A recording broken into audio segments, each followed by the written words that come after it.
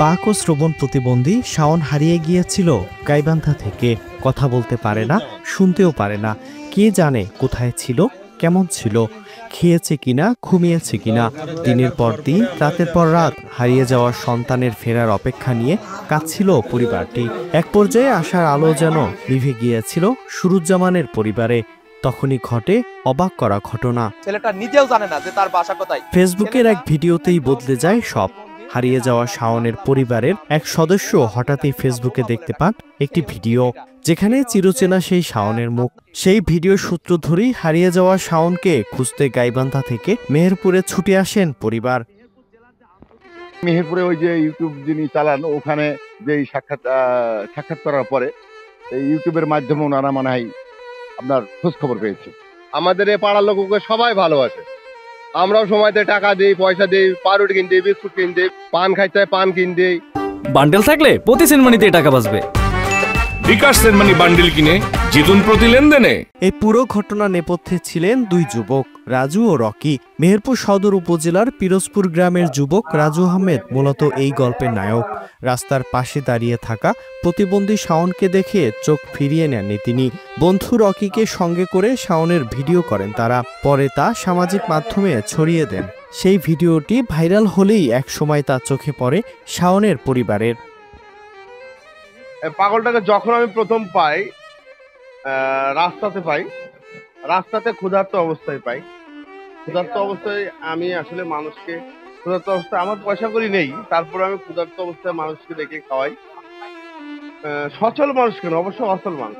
চুল কাটায়, গোসল করি, নতুন ড্রেস আছে ওকে দিছি, 2 সেট আমি নতুন ড্রেস দিছি। আর প্রত্যেকটা দিন ওকে আমি নিয়ম করি, আমি না খাই ওকে খাওয়াই, তারপরে আমি খাইতে যাই। যেহেতু আমি তার ভরণ পোষণের দায়িত্ব নিচ্ছি, আমার কাছে মনে করি মানে আমি কিন্তু ফ্রি করি, আমাকে কিন্তু কেউ টাকা পয়সা দেয় না। আপনারা যদি আমাকে এই ধরনের দায়িত্বর একটা কাছাকাছি নিয়ে নিতেন, তাহলে হয়তো আমার এই কাজটা বেআইনি হবে না। আমার এই জীবনে যদি বলতে হয়, আমার জীবনের শ্রেষ্ঠ দিন যদি বলতে হয়, এই শ্রেষ্ঠ দিনই হচ্ছে আজকের এই দিনটা, যে আমি একটা হারানো সন্তানকে তার মায়ের কোলে ফিরিয়ে দিতে পেরেছি। এইটা থেকে আমি নিজেকে অনেকটা বেশি গর্বিত বোধ করছি। বান্ডেল থাকলে প্রতি সেনমানিতে টাকা বাঁচবে। বিকাশ সেনমানি বান্ডেল কিনে জিতুন প্রতি লেনদেনে। এদিকে সন্তানকে খুঁজে পাওয়া সেই ঘটনার বর্ণনা দিলে আবেগে আপ্লুত হয়ে পড়লেন শাওনের বাবা। একই সাথে কৃতজ্ঞতা প্রকাশ করলেন রাজু ও রকির প্রতি।